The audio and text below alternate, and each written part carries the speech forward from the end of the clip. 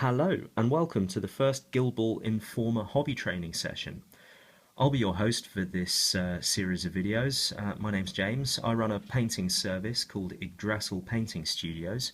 You'll be able to follow the link in the top right hand corner now. So what are we here to do? Well, this is a series of videos where I'm going to give you neat tips and tricks on how to improve your painting and modelling. And obviously with specific reference to Guildball. For the first few videos we're going to handle the perhaps not so glamorous but absolutely essential subject of preparing your miniatures for painting. And so you can see that there are a series of tools laid out here in front of you which are all important for prepping your models. And for the first few videos we're going to go through three different subjects. First of all, cleaning and filing your models. Second, pinning your models, pinning areas which might be weak. And lastly, green stuff work and gap filling. So you can see all of these tools here in front of you are related to those subjects. In this video we're just going to go through the tools that you need and talk a little bit about them. First of all, on the subject of cleaning, the most important tool we have here probably are these, a set of needle files or hobby files.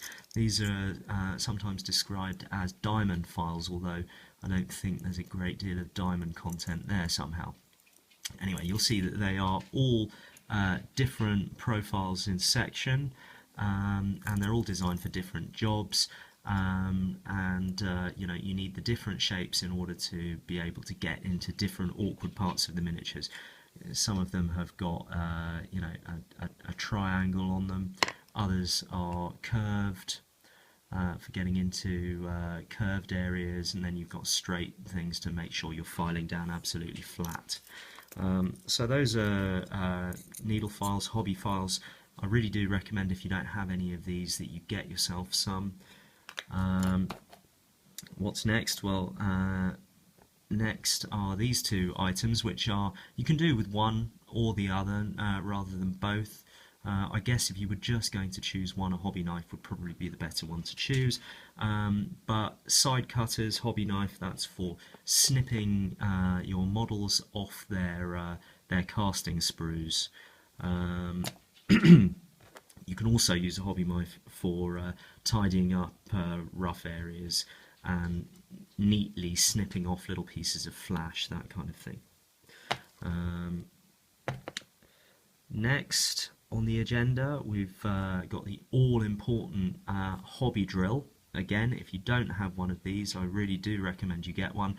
You don't have to pin your miniatures, but Guildball miniatures in particular have some very fine joins on them, and will benefit quite greatly from being pinned in certain places. The idea with one of these is you just unscrew this piece here, and inside you have differently sized clamps which grip your drill bit. Obviously the size of drill bit is important. You want a drill bit that's slightly bigger than the gauge of wire that you're using. So for example, if you're using 0.5mm wire, you're best off using a 0.6mm drill bit. In actual fact, you can probably get away with using a 0.5 because your hand doesn't stay straight when you're turning, and so inevitably you always manage to make a slightly larger hole than the drill bit is designed for anyway. But there we are, that's a hobby drill, very easy thing to get hold of. This part stays still in the palm of your hand while you turn it with your fingers. Closely related, we have this. Most wargamers and modelers will know what this is. It's a two-part epoxy putty called green stuff. The blue part and the yellow part mixed together and by mixing them together you activate the curing process, and then you have about half an hour's worth of working time. And commonly this is used for filling gaps in models. When you pin a model you might still have a little gap, and it also adds strength and stability to some of the joins here and there. It can be pretty difficult to work with, there's a knack to it, but don't worry, we have a whole video devoted to it.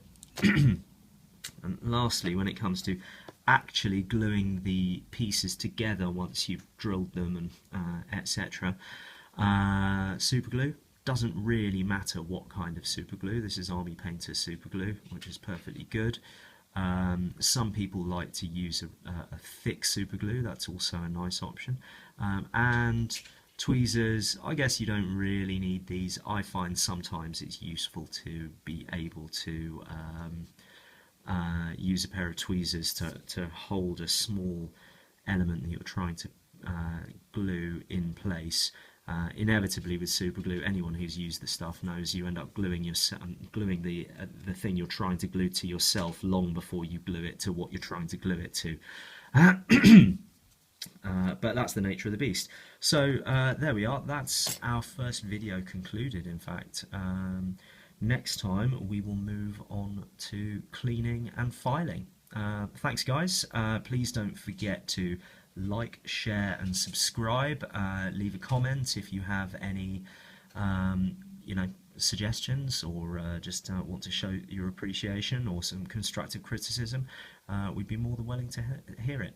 Thanks.